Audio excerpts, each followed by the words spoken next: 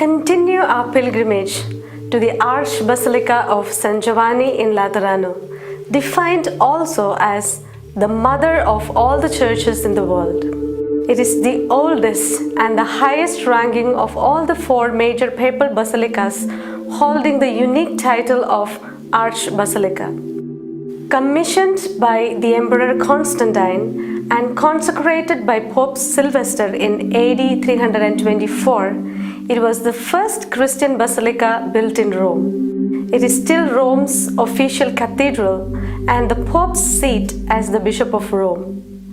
The basilica gets its name from the Lateran hill on which it is built. Initially dedicated to Christ the Savior, the basilica was twice rededicated, first in the 10th century to Saint John the Baptist and again in the 12th century to Saint John the Evangelist. The basilica has played an important role throughout the history. It was here that all popes were enthroned up until 1870. The Lateran Palace served as the residence of the popes for about a millennium until the seat ultimately moved to the Vatican.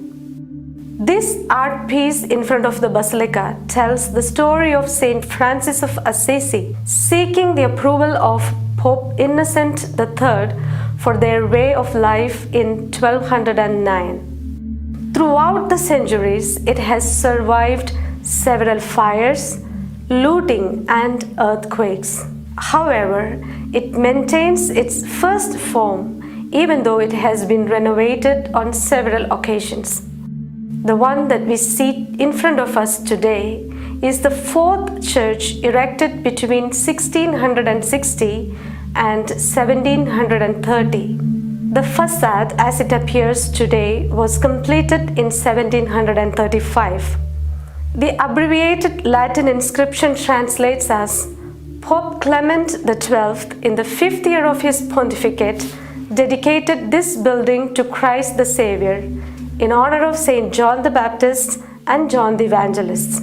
We can also see the statues of the Savior, John the Baptist, John the Evangelist, and the 12 doctors of the Greek and Latin churches. In the narthex of the church is a 4th century statue of Emperor Constantine. The central door is made of bronze panels acquired from the ancient Roman Curia. The basilica has 5 naves with a wide transept and huge apse.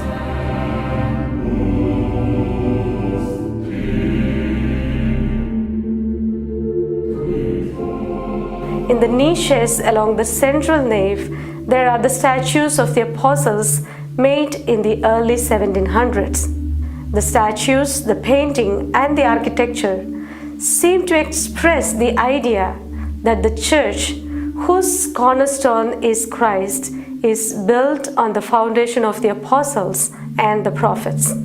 We can also notice several chapels along the outermost side aisles. This is the altar of the sacrament.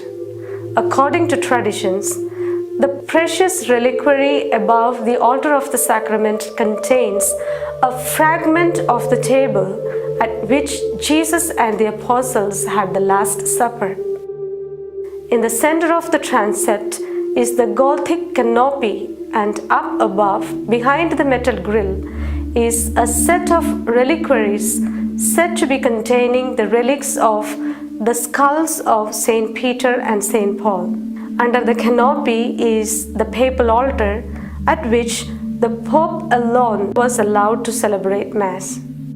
Also located within the papal altar is a wooden table that Saint Peter and many of the earliest popes are said to have celebrated the Eucharist upon. Every year on November 9th, we celebrate the feast of the dedication of Saint John Lateran Basilica. The intention behind the annual feast day is to encourage Catholics to keep strong ties to our past and the Universal Catholic Church.